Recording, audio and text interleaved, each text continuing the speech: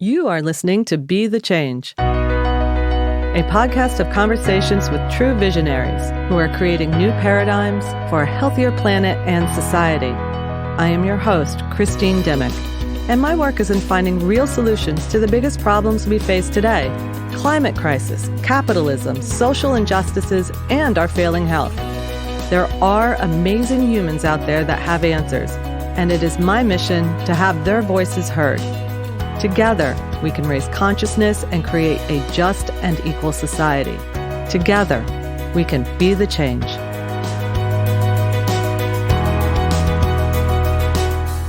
What do you do when life reroutes your path? Instead of taking a right, it turns the wheel hard to the left. Your car crashes, literally and figuratively. My next guest says you turn that no into a yes. Certified life and health coach and motivational speaker Jill Hollander has had more than enough experience in the no's. From the loss of a parent at 15, the diagnosis of heart failure at 16, heart surgery at 18, and chemotherapy in her 30s, no matter how many times she faced an obstacle, Jill never let her situation define or stop her from finding a way to say yes. Today, Jill shares with us some of her tools and strategies to help us find our yes and be the change in our own personal challenges. Welcome, Jill. I'm just thrilled to have you on Be the Change today. Yes, I'm thrilled to be here. Thank you so much. You know, I'm excited to learn how I can turn my no's to a yes today. And I've had a few no's already this morning, but first, I would love for you to share what brought you to this path. You know, you have had more obstacles before you turned 21 than most have had in a lifetime. And I'm just wondering, did you immediately see the yeses right away? What got you to this place? It was a combination. So from birth, I was born with a no, being born with a congenital heart defect. And through that, my parents were wonderful models of how to prioritize my health without allowing to stop or define me. And it also gave me the strength and the courage to define myself as healthy, even if that wasn't the case. So early on, it kind of started with that self-view as healthy and my parents supporting that. That, as well as my inner fighting spirit that I think was just brought on at birth, being born with such a traumatic situation and knowing that I had this inner fight and I was going to make it and it's with me every single day, that inner fight, and there's different ways that I connect to it, as well as one of my routine doctor's appointments when I was 9 years old. He asked to speak to my parents outside the office. And I thought, this is about me. I'm going to be there too. And I started speaking up for myself and being my own advocate in that moment. And my parents fully supported that and encouraged me because that's what I needed. And those tools and strategies developed early with my self-view as healthy, being internally connecting with my fight and being an own advocate helped me to then deal when other things come and to find ways to say yes. So those are the foundational. And then I found other strategies as I went through the no's to keep saying yes, to shift my mindset, to hope, cope, and deal, to be realistic, optimistic, and proactive. All strategies that I use that are part of my pillars. So it was kind of an integration of both.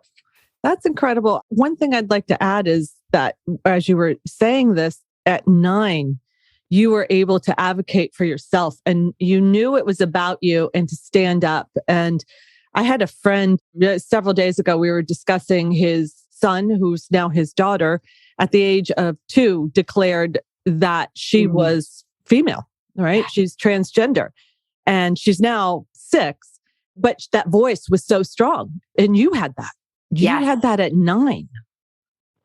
I did. And I love how parents are listening now and how it's so much more spoken about and also encouraged to listen to what your child is saying, to let them lead. That's really much more really like evidenced as well as discussed than it was when I was younger. So I just love that. And it's coming up in so many different forms.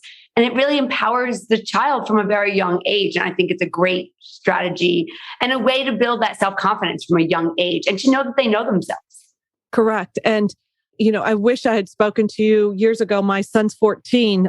In the age of preschool, he went to a preschool and he was bullied. And he had a voice and he was very vocal.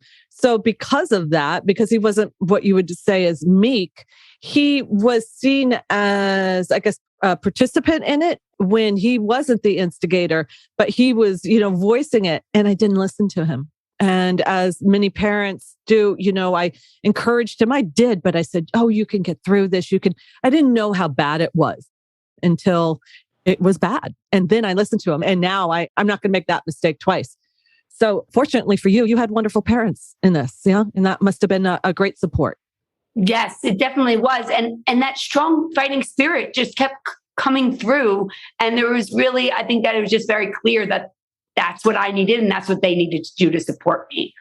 Sure. We'll go back to that time, if it's okay with you, to when your father did pass at 15 and he passed from cancer. And in your bio, and I was reading, I don't want people to think like, Jill's able to turn, completely make everything well, which is a lot of things that people are like, oh, you can heal yourself completely. And, that's just not the case. You've had cancer. I've had cancer. We are healed, but it is a journey. It's not that we're doing something wrong. And I guess your father did pass, Yes. He did not survive the cancer and you had so wanted him to.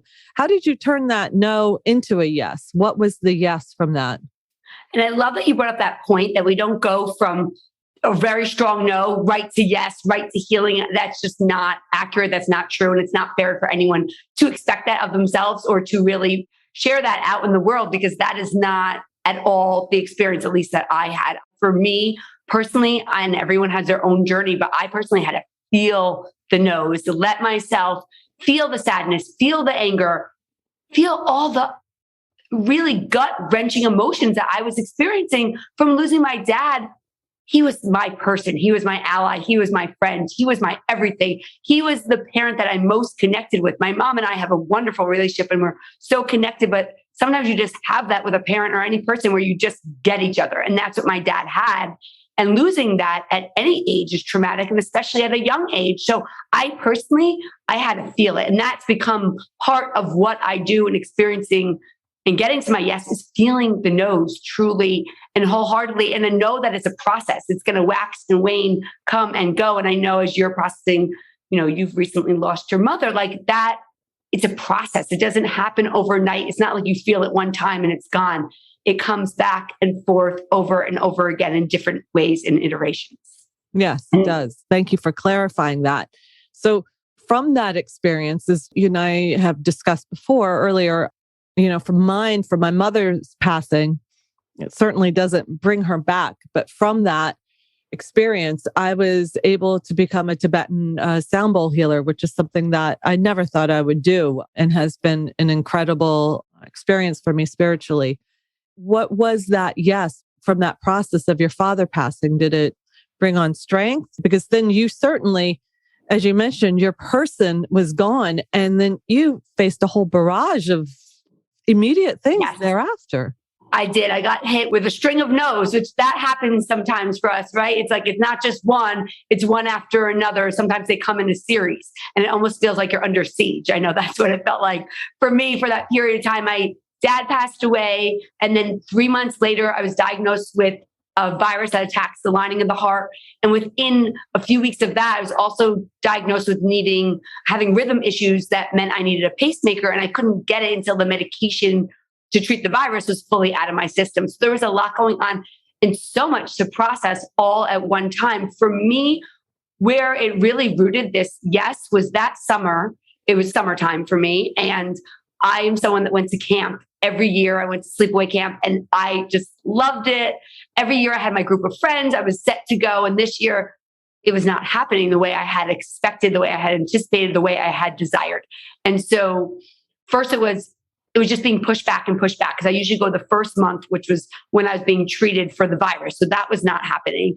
And that was my goal, to go to camp. That was my yes. That's what in my mind, as I was crying and screaming and feeling it all, which I did many times. The one time that I really know was when I was in the hospital to treat the rhythm, because I knew I was finally safe. So I could allow myself to feel.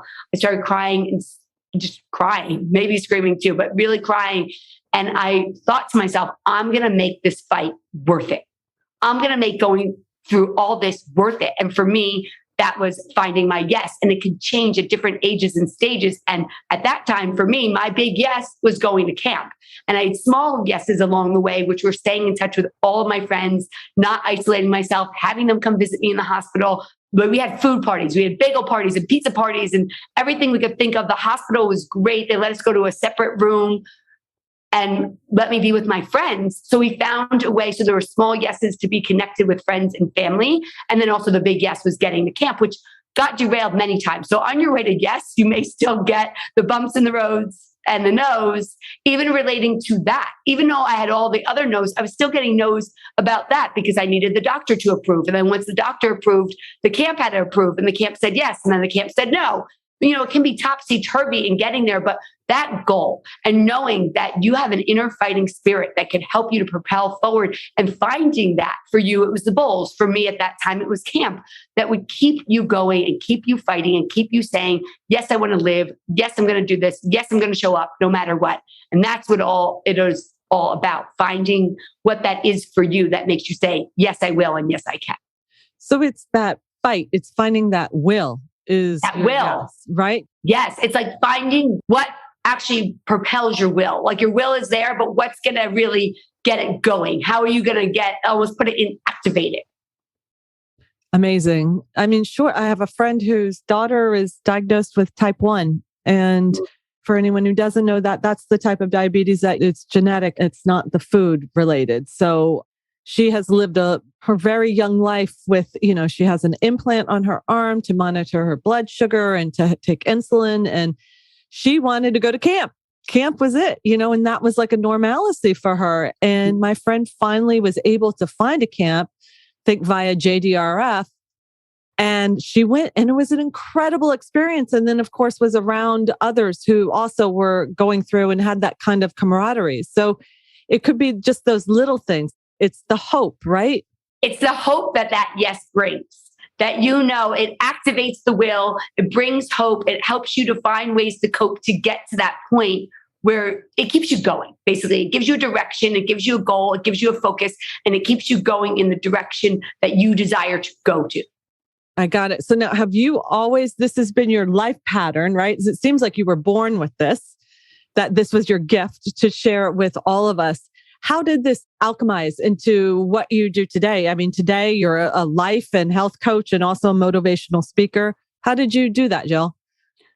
It was a journey, just like many things in life. I started my career as a speech language pathologist, which I still work as. And through that, I really saw how much I loved helping children to find their voice, to be their own self-advocate, and to express themselves. But I knew there was something more. And I also knew that wasn't quite fully there yet.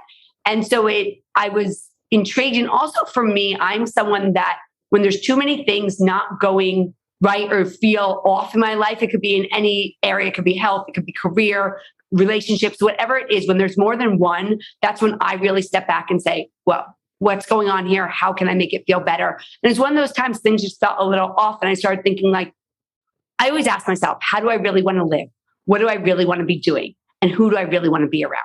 And I encourage everyone to ask themselves this, because I think it really helps you determine your next step. And that's what it did for me, asking myself, how do I really want to live? What do I really want to be doing?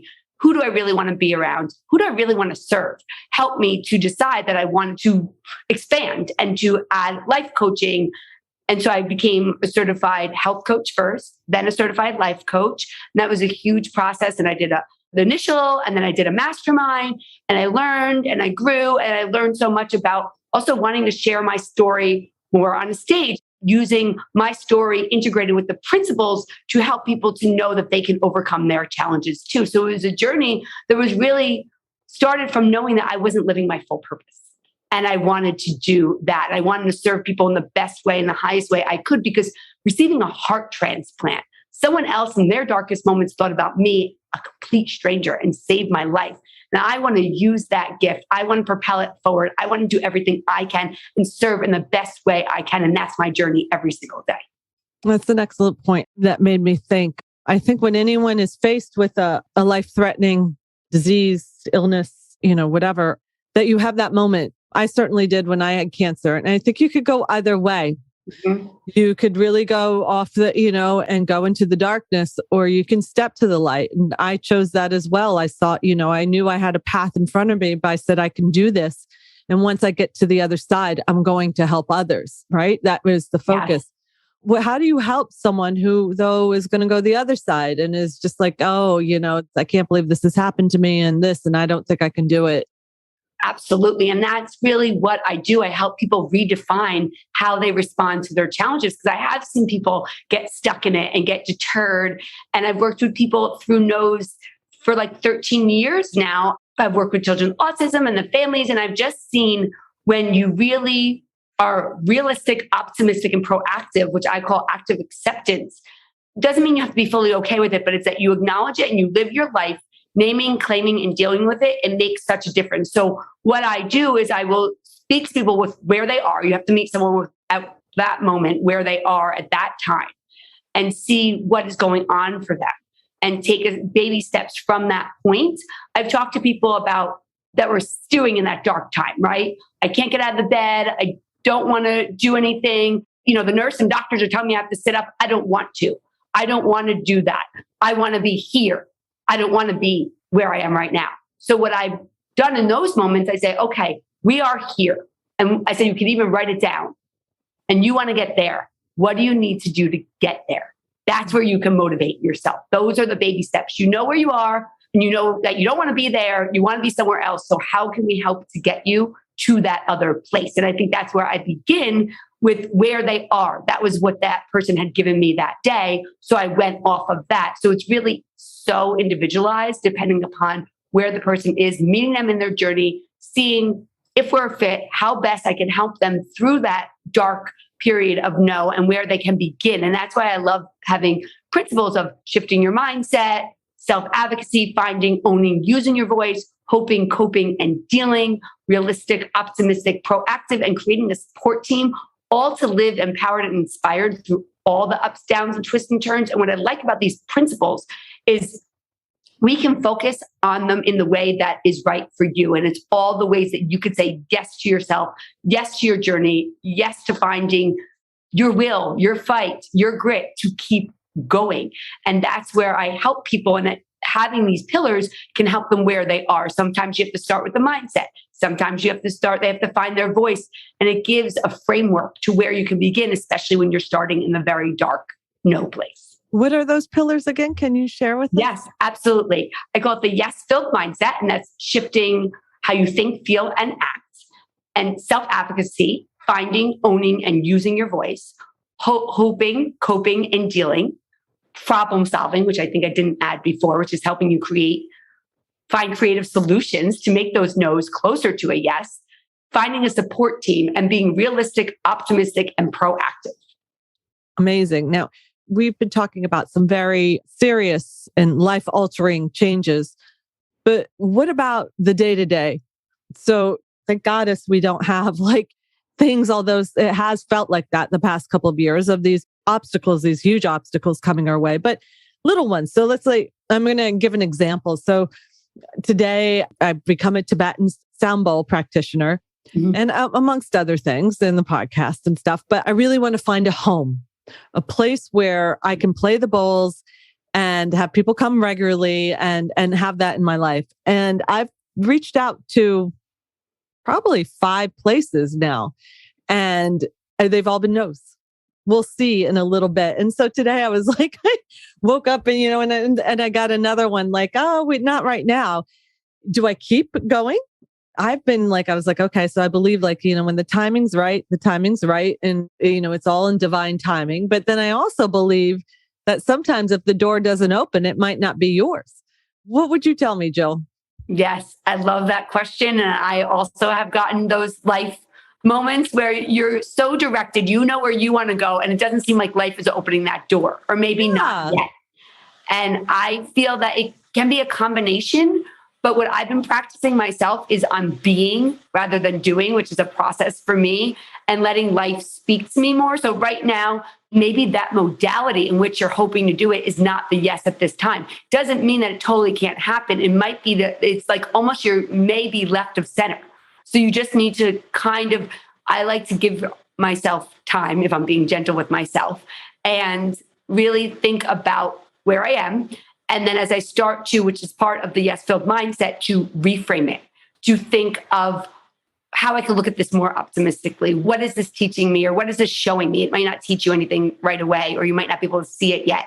But what is this showing me? What does this mean right now? And it could be it's not the right time. And really check in with yourself. Like, am I pushing myself, or is this coming from an authentic place where I'm really aligned and ready? Because it may just be that the universe is saying, I'm doing you a favor because you're not quite there yet. You have something internal to address. You have something physical to address, whatever it may be. So as you give yourself time to be, you can start to reframe it and look at it from a different perspective. And then you could start to see some options that you might have not seen initially. So I would say, give yourself some time, sit with it, and take a time just not to reach out.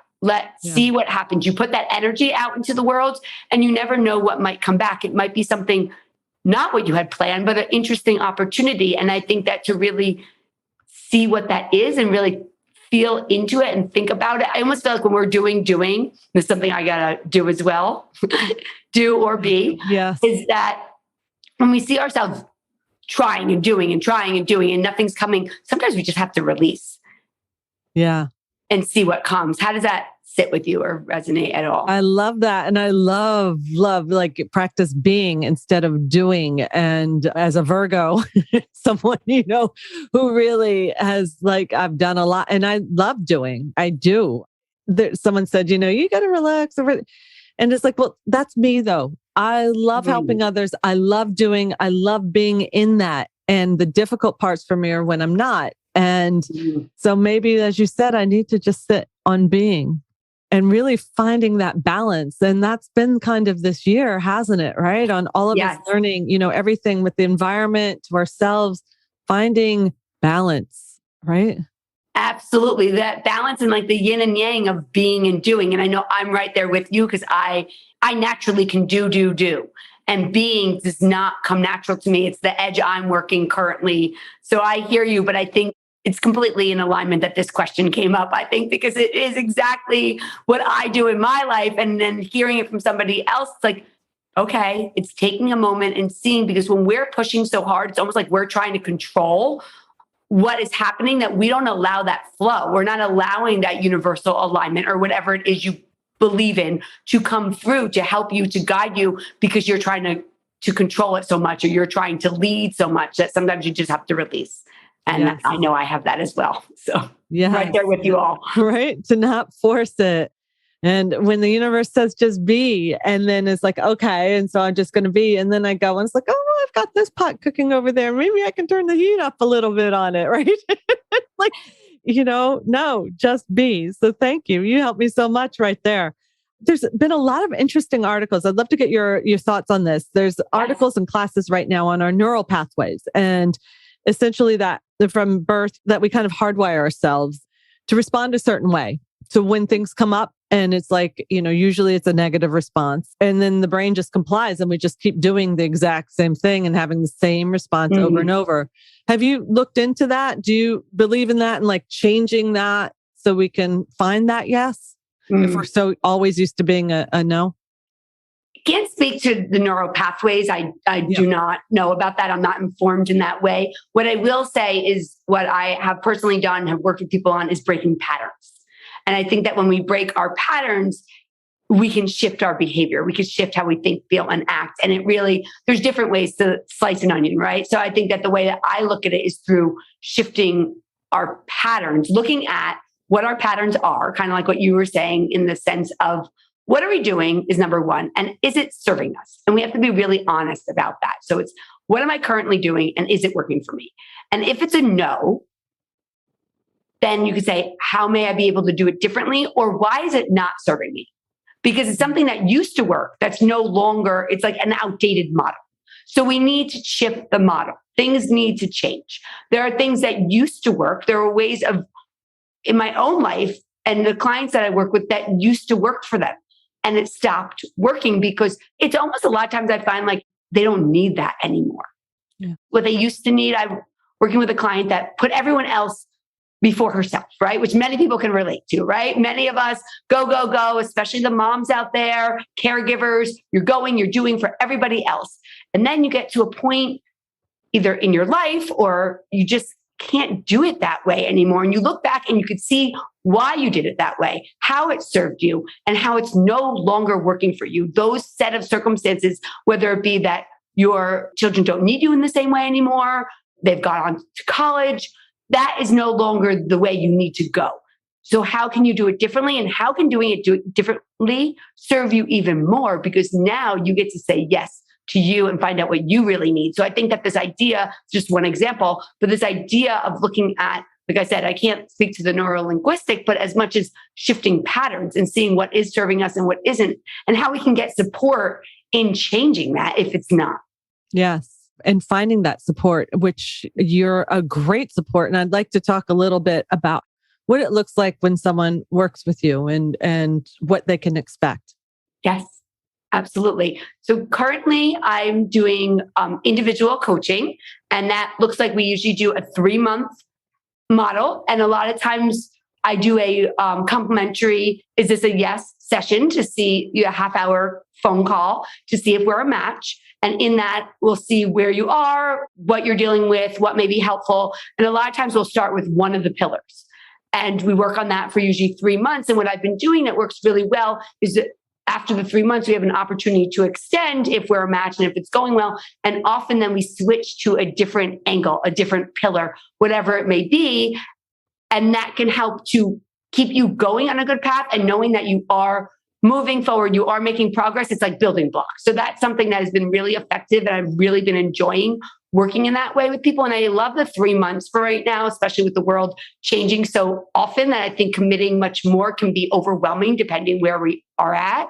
So this is a model that's been working really well. I've also do small dyads, usually like 1 or 2 people. And I really love doing that, just finding the right fit. So that's something that I'm also open to if you're someone that prefers working in a group or want to feel, connected in that way, since we've all been, had our own time of feeling maybe more alone or feeling we had to be more isolated for health reasons. So that's something I also do as well.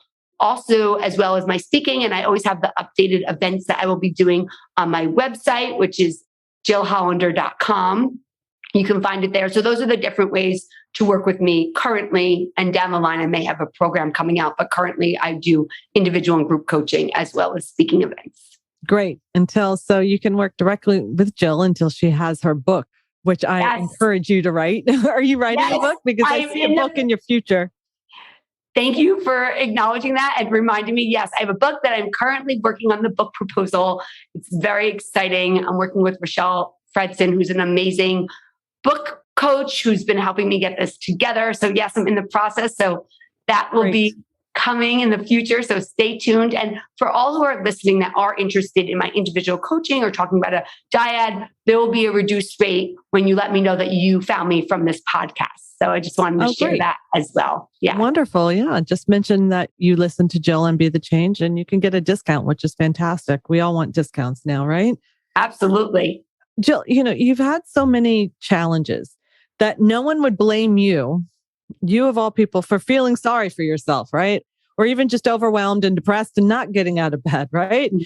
But yet you keep saying yes and helping others to say yes. So I wonder, when you get up in the morning, and I ask everyone this question who's been on the show, what keeps you being the change and giving that energy and not changing direction?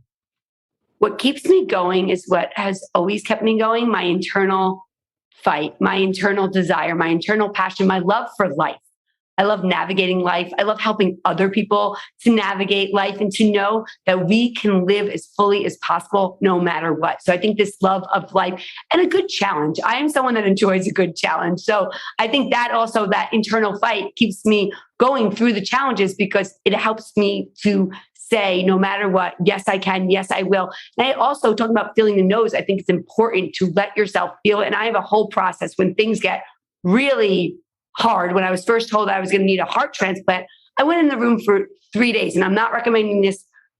This was my process, and I developed it with a therapist. So if you need to create a process in how to experience your no's, I suggest working with a therapist or a coach because it's all very individualized. But for me, feeling it, really feeling it, went in the room for 3 days. I felt it. And what happens for me is I get personally sick of the negative self-talk. I let myself feel it. I do all the poor me, all the feelings. Why me? How could this happen? Will I die? Oh my God. How am I going to do this? This isn't fair. All the feelings and more, and screaming, crying, yelling. I allow myself to fully feel it.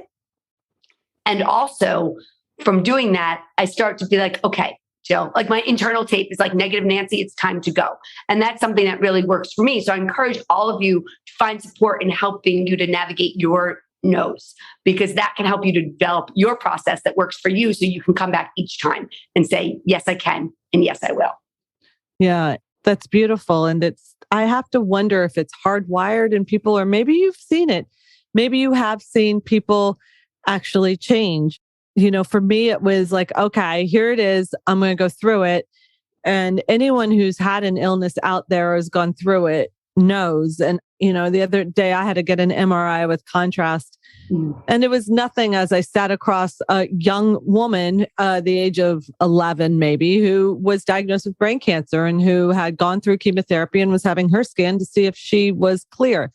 And the daily medical things that people have friends who are like, yeah, you go to the doctor a lot. Like it's a thing that, you have to like constantly check, right? I suppose you don't. I mean, you could take that, but I don't recommend that. But then there's some people who go through it, and are you able to change them who do go through it and are just constantly putting off the doctors or negative about it? That can change. You can find that positivity. You think we all have it, Jill? I think we can all connect to it in some way. I think what you're saying, that some of us are naturally directed towards being able to think more optimistically, more naturally, or speak up for ourselves, or any of these traits with more ease. Yes, like anything else, right? Some things come easier than it does to others. But I think we see it in school, right? It just depends. What I really say is, are you ready? When someone is ready, when the student is ready, the teacher appears. So I'm not knocking down doors looking for people that are not interested in changing, that aren't ready, that aren't available. So the people that come to me are ready. They want the change. They desire something different, and they're ready to go. And that's how I know a lot of times that we're the right fit, because I am very direct. I'm very loving, but I'm going to hold you accountable. So we need to be ready for this journey. And that's why there's different people out there, because there's not one pot for every cover. Everyone needs to find their own. So I'm someone that works with people that are ready to do the work. And they might not know how, right? Which is how I help them. But they know that they want to, they know that they're willing, and they know they're committed. So I think it's also like, this question, I really like it, because no, you can't go and find the person that is totally in denial, completely unwilling, and just not there yet. And that there's no judgment there. We can all be there at different times, but sure, someone that is there is not someone that would necessarily be calling me or be a good fit for me to work with, because the energies they're totally out of sync. So yes, I do think though, that if you are interested, if you are willing, if you are ready, and you want to put in the work, you want to be held accountable, I think that everyone has the ability to change. I've changed a ton through the years, as I'm sure you have, when you commit to it and you desire to do it. And what I will say, the discomfort of doing it the same as you always have, and this also goes with patterns, outweighs the change. I talk about this like risk benefit. Like you're so uncomfortable with how you are that you're willing to do whatever it takes to make the change. And that's usually, sometimes that's your indication, right? Like, all right, I've had enough of this denial. It feels so uncomfortable to me. I can't sit in this anymore. I need help. Excellent point. Yes. And I already feel like, I mean, it's such an inspiration to speak with you, because I feel like you're talking to all of us, but you're also talking to me, and I hear it. And it's, because there's fear, Jill, there's fear. Oh, yeah. And any of us with an illness or disease have that fear. And then I think then there's still that fear. Now people who don't even, like with COVID, I see people who don't even have it, fear of the vaccine, fear of walking outside. It's just like it's manifesting in wild ways. And so many of us just like, how do I process this and get through it, It's so much right now. We are really in the thick of a lot. And I know, like, I sometimes think back to when I was first transplanted, because that was a process. That was a journey. That was adjusting to a new normal for me, or a new now. What's interesting now, it's collective. So we're all processing in our own individual ways, and it's coming out. It's messy. Processing is messy. The first few years of change and transformation and a new normal are messy. And I feel like being gentle with ourselves, but also expecting it. Because I think so much in this time, and I've done this so many times, like after a procedure, whatever, I want to be okay and better and ready to go right away. And I'll push myself, but we really need to be gentle and give ourselves time and know that we are processing. It's a journey. It is hard. And the fear is real. Like, I will tell you, I've danced with fear so much, and I will look at the fear and say, I'm going to do it anyway. I'm going to do it. It's not going to stop me. It's not going to define me. I'm going to go. I'm going to look for the yes. I'm going to keep going. But that is also that inner fight, right? Like I was said before, that what you want can propel you to connect with that fight, connect with that will, and say, I can do this. I'm going to do this. And I'm just going to start with just showing up. Just showing up and taking the first, I always baby step through the fears. I can't tell you how many times, talk about fear, like where I've had a procedure or a test or whatever, and they'll come in the room for like just a regular, a lot of times it's usually when I just had my fill, and they'll come in for like one more test. And I will say, if I don't have a lot of the reason why I need it, or if I don't feel like I'm prepared, I'll say, nope, I'm not doing it. Nope. And they like start to leave. And I was like, why are you leaving? They're like, well, you told me no. I was like, oh, I turn around really quick. So like, I will feel that no, right? And hard. I'll speak with conviction and be very clear. And then I'll almost like I speak to myself, right? Like I'll take a deep breath and I'll say, I know I need to do this. It's almost like that risk benefit. Like, I need to know this. It might be scary, but I need to know. I mean, talk about taking a deep breath and how much our breath can ground us and guide us. When I got the call when I was 18 years old that I needed a heart was available. So I got on the list when I was around 18. The process had been started when I was like, I started talking about it probably like 16 and a half, 17. But when I really was impatient waiting, I was 18 years old. And I got the call, and the doctor said, they have a heart. And I go, talk about fear. I'm not ready. I'm not ready.